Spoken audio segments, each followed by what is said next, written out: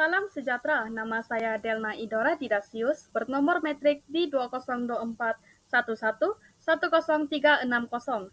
Hari ini saya akan membentangkan poster infografik saya yang membawa tajuk perkembangan emosi di bawah subjek KPP 3023 Psikologi dalam Pendidikan. Pertama sekali, kita akan melihat kepada definisi dan juga peringkat perkembangan emosi. Perkembangan emosi ialah merujuk kepada proses bagaimana individu belajar, mengenal, memahami, mengawal, dan meluahkan emosi secara sesuai. Ia juga melibatkan perkembangan empati dan hubungan sosial. Dalam konteks pendidikan, perkembangan emosi sangat penting kerana ia mempengaruhi tingkah laku, pembelajaran, dan juga interaksi murid. Seterusnya, kita akan bercakap mengenai teori perkembangan emosi. Dalam poster ini, saya memilih dua teori utama. Yang pertama adalah teori psychosocial Erik Erikson dan teori yang kedua ialah teori kelekatan Bowlby dan Ainsworth. Dalam teori psychosocial Erik Erikson, Erikson menjelaskan bahawa perkembangan emosi berlaku mengikut peringkat umur. Contohnya, trust versus mistrust akan berlaku pada umur 0 hingga 1 tahun di mana anak akan belajar mempercayai melalui kasih sayang. Seterusnya, autonomy versus shame and doubt yang mana akan berlaku daripada umur 1 hingga 3 tahun di mana kanak-kanak mula berdikari dan belajar mengawal emosi mereka. Seterusnya, initiative versus guilt.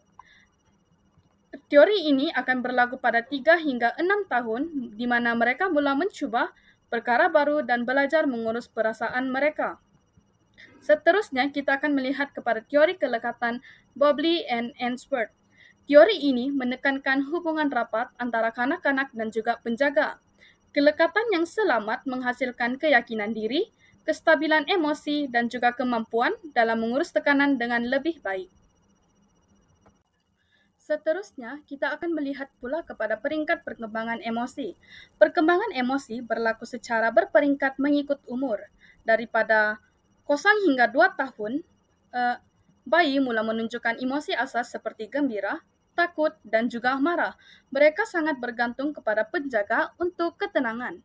Seterusnya, 3 hingga 6 tahun, di mana mereka mula faham emosi diri dan juga orang lain. Mereka boleh meluahkan perasaan dengan kata-kata, tetapi masih mudah untuk tantrum. Seterusnya, 7 hingga 12 tahun. Pada peringkat ini, kawalan emosi semakin matang, perkembangan empati bertambah, dan mampu menyelesaikan konflik secara lebih baik. Seterusnya, pada peringkat remaja. Emosi pada peringkat remaja menjadi lebih kompleks kerana isu identiti diri dan tekanan sosial. Mereka sangat sensitif terhadap penerimaan rakan dan mula membentuk kematangan emosi. Seterusnya, kita akan lihat pula kepada faktor yang mempengaruhi perkembangan emosi. Antara faktor yang memainkan peranan penting ialah keluarga, rakan sebaya, sekolah, pengalaman awal, dan juga kesihatan mental. Semua ini menentukan sama ada seseorang individu akan berkembang secara stabil ataupun sebaliknya. Dan akhir sekali, kita akan melihat kepentingan perkembangan emosi ini di dalam pendidikan. Perkembangan emosi yang baik dapat membantu murid untuk lebih fokus dan bermotivasi ketika belajar. Perkembangan emosi yang baik juga dapat membina hubungan sosial yang sihat dengan orang di sekeliling mereka.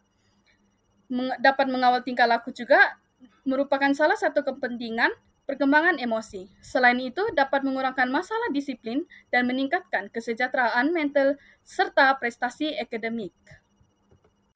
Kesimpulannya, perkembangan emosi adalah asas penting dalam kehidupan dan juga pendidikan.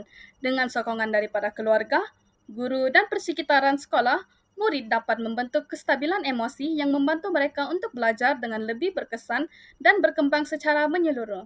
Sekian itu sahaja pembentangan poster infografik saya. Terima kasih kerana mendengar.